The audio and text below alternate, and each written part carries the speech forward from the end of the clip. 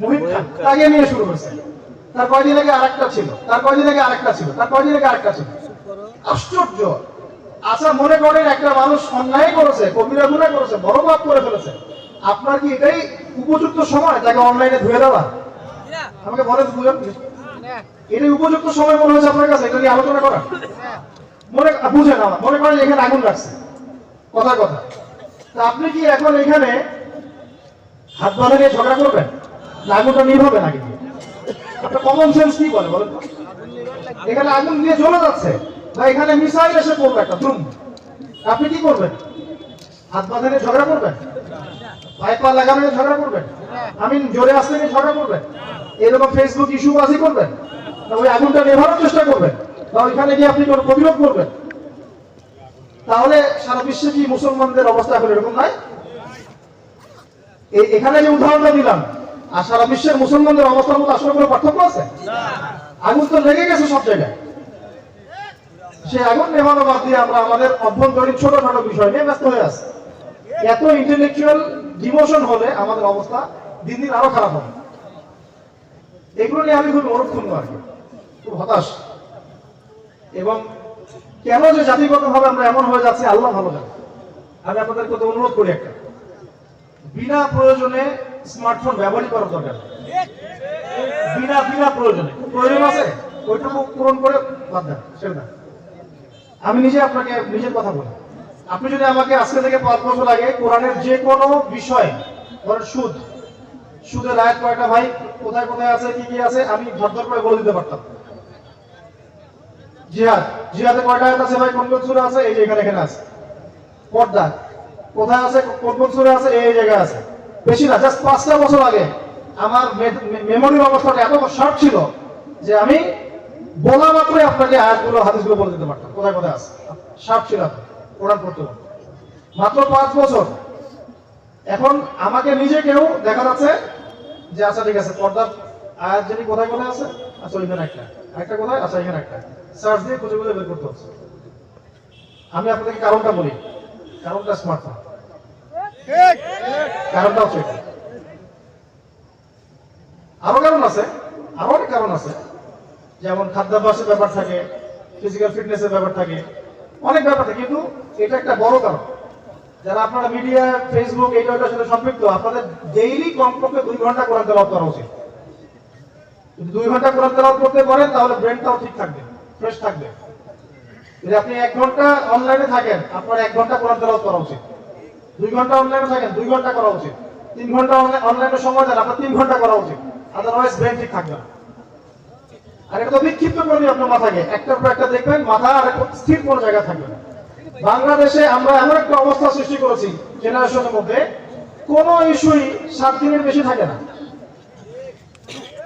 ওই যখন ফিলিস্তিন ইস্যুটা উঠলো, আমাদের যে আবেগ, যে অনুভূতি, মায়া কান্না, আমরা একদম বাঁচতেছি না, সবাই প্যালেস্টাইন প্যালেস্টাইন প্যালেস্টাইন।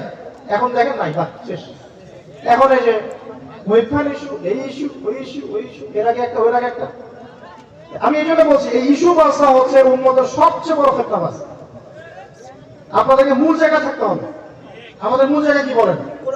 এই যে আমি কয়েকটা পয়েন্ট বললাম, সালাত এটা আমার মূল জায়গা, আমার তাসকিয়া মূল জায়গা, আমার দ্বীনি ইলম অর্জন মূল জায়গা, আমার তাহাজ্জুদ মূল জায়গা, জিকির আজকার এটা আমার মূল জায়গা, আমার আমল বিল মারুফ মূল জায়গা, নাহি আনিল মুনকার মূল জায়গা, জামাআ, ইমারা, এই বিষয়গুলো আমাদের মূল।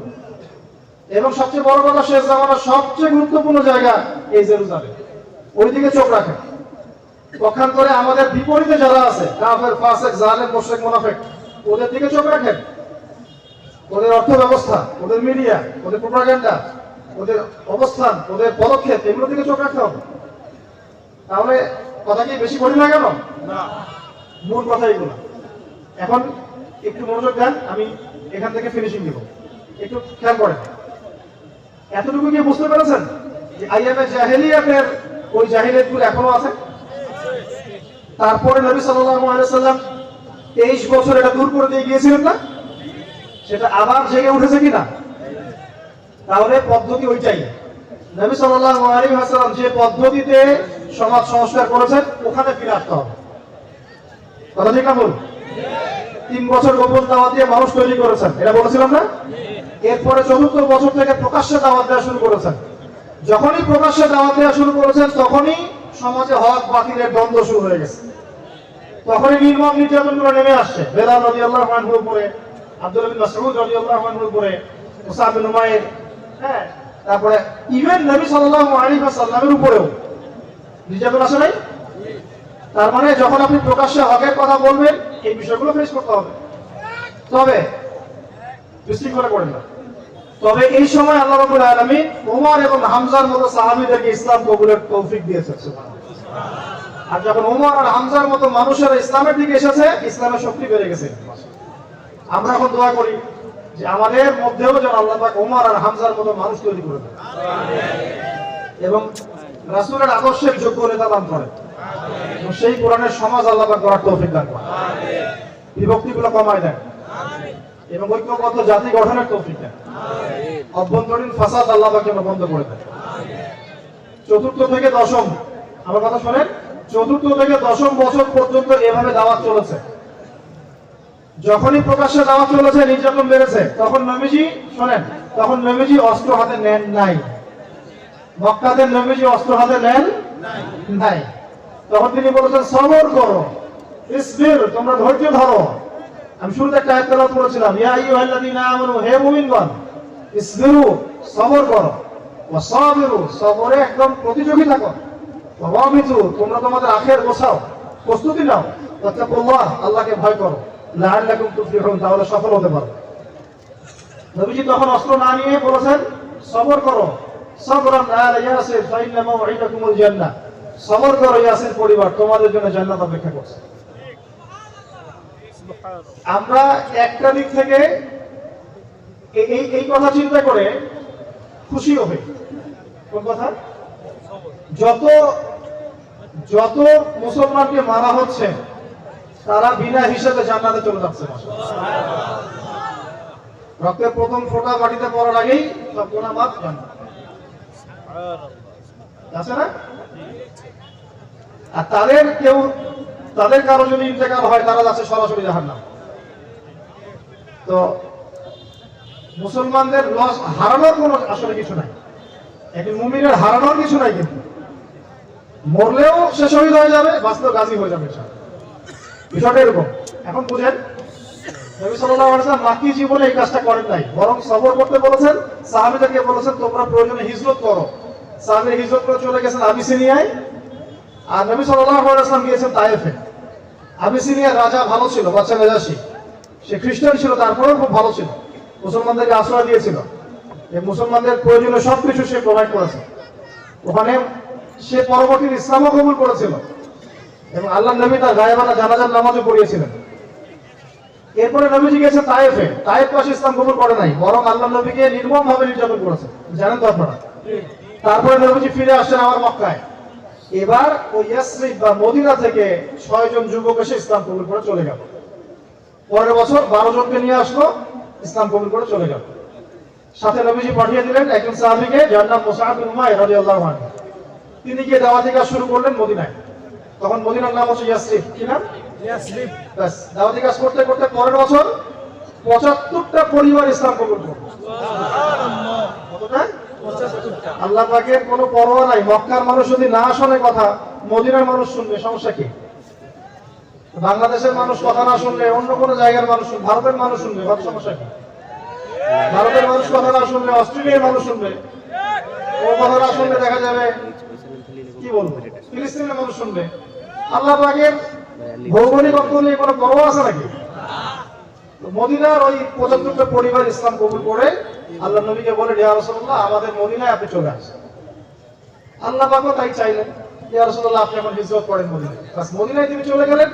মদিনায় গিয়ে তিনি তখন আর দুর্বল না, সাহাবীরা তখন আর কেউ দুর্বল না, সবাই এক জায়গায় হলেন। মসজিদুল নববী নির্মাণ করা হলো। আর মসজিদুল নববী শুধু নামাজ পড়ার জায়গা ছিল না, ওটা ছিল একটা রাষ্ট্রের পার্লামেন্ট।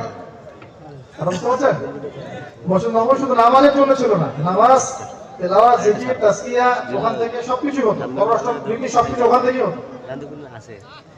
তারপর ওখানে ইহুদিরা ছিল, ওদের সাথে সনদ হলো, মদিনা সনদ, একটা রাষ্ট্র কায়েম হলো। এরপর আস্তে আস্তে বদর, উহুদ, খন্দক, খায়বারের জিহাদগুলো শুরু হলো। এভাবে আস্তে আস্তে মাত্র 8 বছরের মধ্যে যে মক্কা থেকে আমরা শূন্য হাতে ফিরে গিয়েছিলাম মদিনায়, ওই মক্কাটা আবার দখল করলেন কে? নবী মুহাম্মদ সাল্লাল্লাহু আলাইহি ওয়াসাল্লাম। কত বছর লাগলো ভাই? 8 বছর। প্রথমে 13 বছর আর 10 বছর, এখানে 8 বছর।